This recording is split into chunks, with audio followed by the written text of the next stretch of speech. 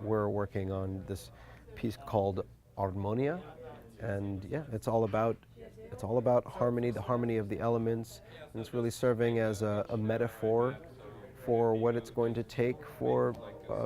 people to work together. Tying different mechanics to different metaphors of what it means to harmonize and share the perspective with somebody else. Because we have the 4 different people who are occupying the same space, in order to create a different and unique experience for each of them, everyone embodies an element, and we're trying to right now figure out how we can inhabit a space and use the essence of that element to paint the environment and create overlaps. When people's perspectives overlap, make that moment more rich